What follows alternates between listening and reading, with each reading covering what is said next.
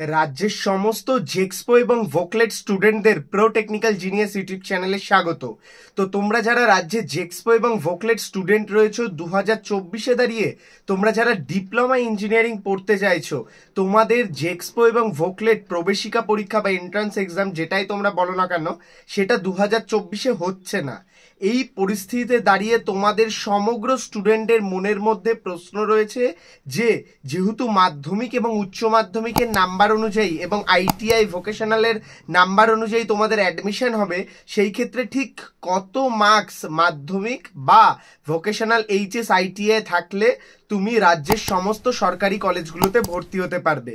আজকের এই ভিডিওতে এই বিষয়ে বিস্তারিত কথা বলবো এবং আমার যে এক্সপিরিয়েন্স সেটা নিয়ে কিন্তু তোমাদের পুরোপুরি আশ্বাস দেব যে কত পার্সেন্ট নাম্বারে তোমরা সরকারি কলেজ পাবে।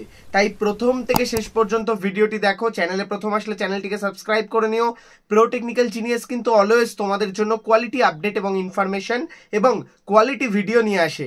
তো ভিউয়ার্স, বেশি দেরি করব না, সরাসরি ভিডিওর টপিকে প্রবেশ করছি। তার আগে তোমরা যারা জেক্সপো এবং ভোকলেট স্টুডেন্ট রয়েছো, অবশ্যই আমাদের হোয়াটসঅ্যাপ গ্রুপে জয়েন করে যাও, ডিসক্রিপশন বক্সে লিঙ্ক রয়েছে। এছাড়া যারা রাজ্যের টপ প্রাইভেট কলেজগুলোতে অ্যাডমিশন নিতে চাইছো, স্ক্রিনে দেওয়া নাম্বারে যোগাযোগ করো। সেই ক্ষেত্রে কলেজের ফিসের ওপরে তোমাদের 10 to 15% ডিসকাউন্টে অ্যাডমিশন ওপেন রয়েছে। অবশ্যই কিন্তু প্রাইভেট কলেজে ভর্তির জন্য স্ক্রিনে দেওয়া নাম্বারে যোগাযোগ করো।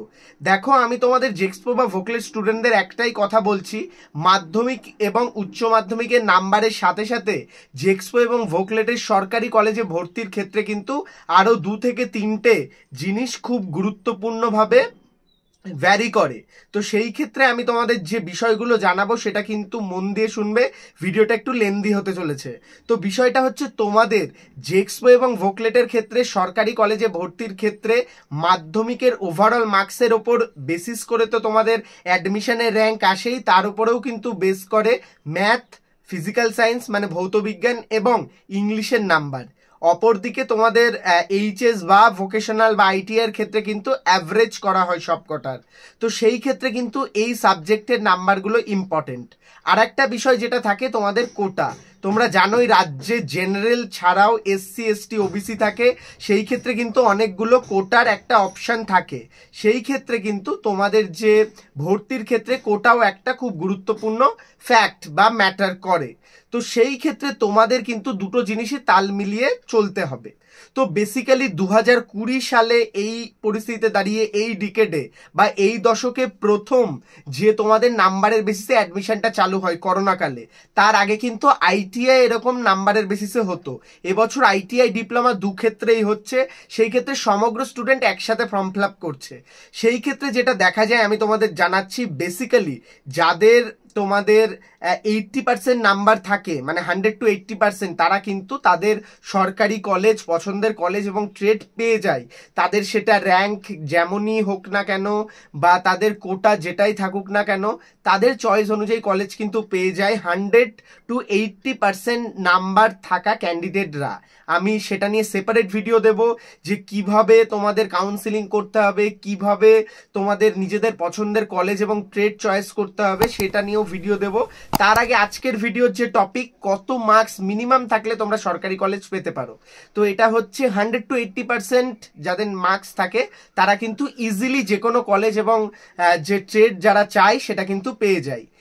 80 to 70 বলতে গেলে 70% মার্কস পর্যন্ত যাদের থাকে তারাও কিন্তু ঠিকঠাক কাউন্সিলিং প্রসেস করলে কলেজ পেয়ে যায়। ইভেন আমি তোমাদের আর একটা স্ট্যাটও বলে দিচ্ছি, 50% এবং বিলো 50% অর্থাৎ আপ টু 40% নাম্বার পাওয়া ক্যান্ডিডেটরা সরকারি কলেজ পেয়ে যায়। হ্যাঁ ভিউয়ার্স, এই কথাটা একদম মার্ক করে নাও এবং রেকর্ড করে নিতে পারো। 40% নাম্বার পেয়েও কিন্তু তুমি সরকারি কলেজ পাবে এবং সেটার জন্য কিন্তু তোমাদের কাউন্সিলিং ভালো করে করতে হবে এবং চয়েস ফিলিংয়ে খুব গুরুত্বপূর্ণভাবে মন দিতে হবে। রাজ্যে প্রচুর সরকারি পলিটেকনিক এবং দেখা যায় কিন্তু অনেক বেশি র্যাঙ্কেও সরকারি পলিটেকনিক পাওয়া যায়। তো সেই ক্ষেত্রে নাম্বারের বেসিসে আমি তোমাদের যেটা বলছি, আপ টু 30% নাম্বারেও কিন্তু তোমরা পেয়ে যাবে তোমাদের যে নির্দিষ্ট পছন্দের সরকারি কলেজ। র্যাঙ্ক আসলে আমি তোমাদের আবার একটা ভিডিও দেব যে কত র্যাঙ্কে তোমরা পেতে পারো, এবং আর একটা ভিডিও তোমাদের পরবর্তীতে আমি দেব নাম্বার ভার্সেস র্যাঙ্ক, অর্থাৎ কত নাম্বার থাকলে তোমাদের কত র্যাঙ্ক আসতে পারে। এই ভিডিওর পরেই সেটা তোমরা পাবে। তাই অবশ্যই কিন্তু চ্যানেলটিকে সাবস্ক্রাইব করে নাও, এবং তোমাদের যে আশ্বাসটা আমি দিলাম 40% যাদের নাম্বার থাকে তারাও সরকারি কলেজ পাওয়া যায়, এবং ইভেন যাদের কোটা থাকে, SC ST থাকে, 30%-এও তারা সরকারি কলেজ পেতে পারে।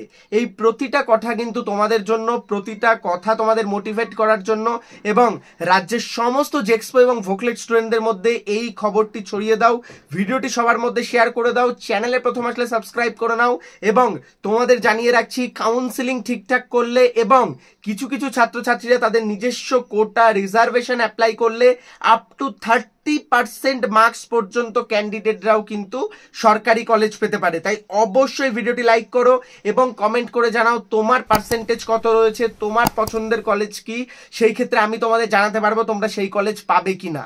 তাই অবশ্যই ভিডিওটি লাইক করে বন্ধুদের মধ্যে শেয়ার করে দাও, চ্যানেলে প্রথম আসলে সাবস্ক্রাইব করে দাও।